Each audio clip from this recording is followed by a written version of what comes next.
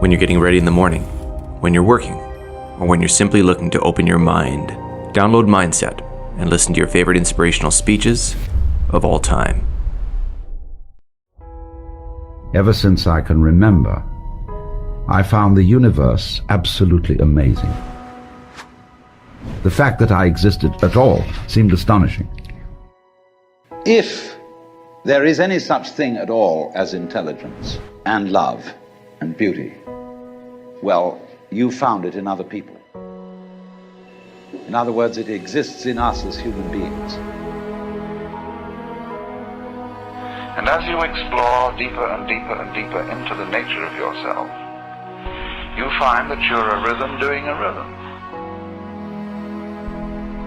Because the universe is fundamentally a system which creeps up on itself and then says, boo! And then it laughs at itself for jumping. For my philosophy, the particular living organism, which is inseparable from a particular environment, that is to say, from the universe as centered here and now, is something real. It isn't a thing. I call it a feature of the universe. But what we call our ego is something abstract, which is to say, it has the same order and kind of reality as an hour, or an inch, or a pound, or a line of longitude. You can think intellectually in a no-think way. That's the art. It doesn't mean not to have any thoughts at all. It means not to be fooled by thoughts, not to be hypnotized by the forms of speech and images that we have for the world, not to be hypnotized by them into thinking that that is the way the world really is. We understand everything in terms of words or numbers, and they're stretched out in rows, in lines. And our eyes have to scan those lines in order to understand them. But when I scan this view, I don't do it line by line by line. I see the whole thing at once. And I suppose then our difficulty is that we have lamentably one-track minds in an infinitely many-tracked universe. And we may have to come to the alarming conclusion that the universe is smarter than we are.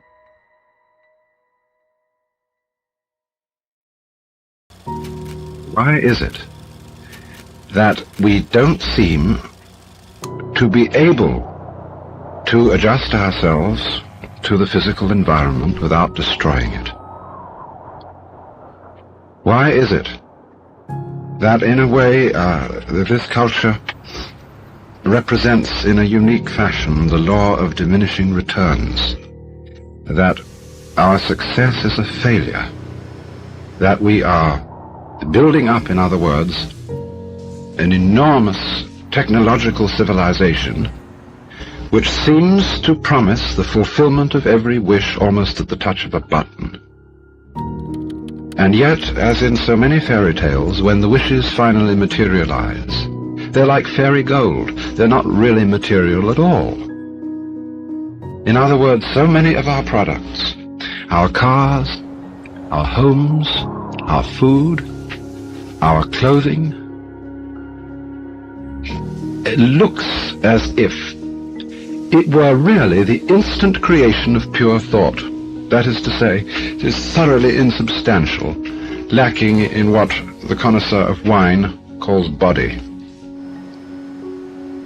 And in so many other ways, the riches that we produce are ephemeral. And as a result of that, we're frustrated. We're terribly frustrated. We feel that the only thing is to go on getting more and more. And as a result of that, the whole landscape begins to look like the nursery of a spoiled child who's got too many toys and is bored with them and throws them away as fast as he gets them. Also, we're dedicated to a tremendous war on the basic material dimensions of time and space. We want to obliterate their limitations. We want to get everything done as fast as possible. We want to convert the rhythms and the skills of work into cash, which indeed you can buy something with, but you can't eat it. And then rush home to get away from work and begin the real business of life, to enjoy ourselves. You know, for the vast majority of American families, what seems to be the real point of life, what you rush home to get to, is to watch an electronic reproduction of life. You can't touch it. It doesn't smell, and it has no taste. You might think that people getting home to the real point of life in a robust material culture would go home to a colossal banquet or an orgy of lovemaking or a riot of music and dancing, but nothing of the kind. It turns out to be this purely passive contemplation of a twittering screen. As you walk through suburban areas at night, it doesn't matter in what part of the community it is, you see mile after mile of darkened houses with that little electronic screen flickering in the room. Everybody isolated, watching this thing, and thus in no real communion with each other at all.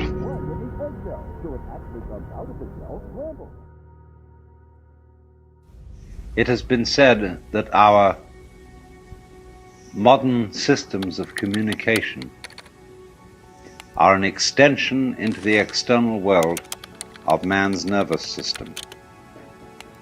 Telephones, telegraph, radio, television, all this network of electronic devices is extending our nervous system in the same way as a wheel extends our feet.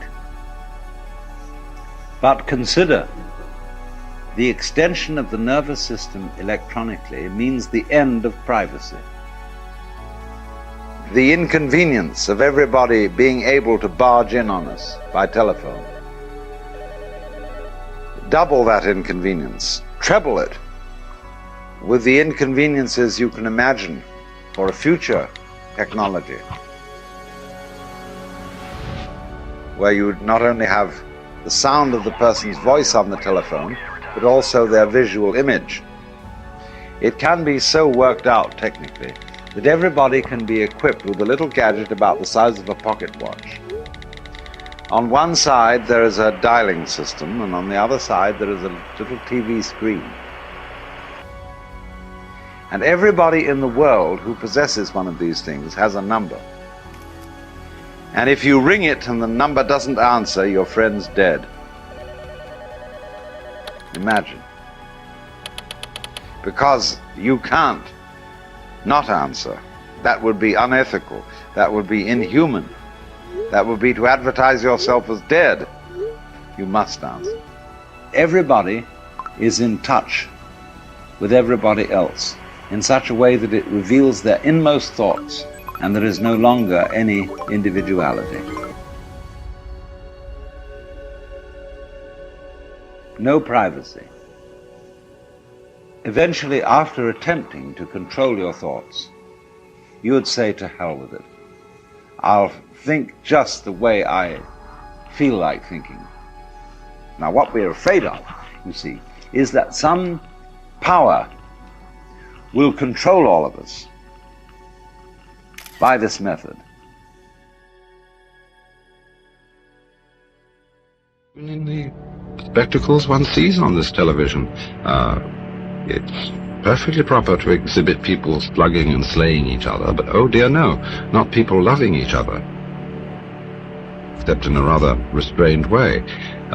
One can only draw the conclusion that the assumption underlying this is that expressions of physical love are far more dangerous than expressions of physical hatred. And it seems to me that a culture that has that sort of assumption is basically crazy and devoted, unintentionally indeed, but nevertheless in fact devoted, not to survival, but to the actual destruction of life.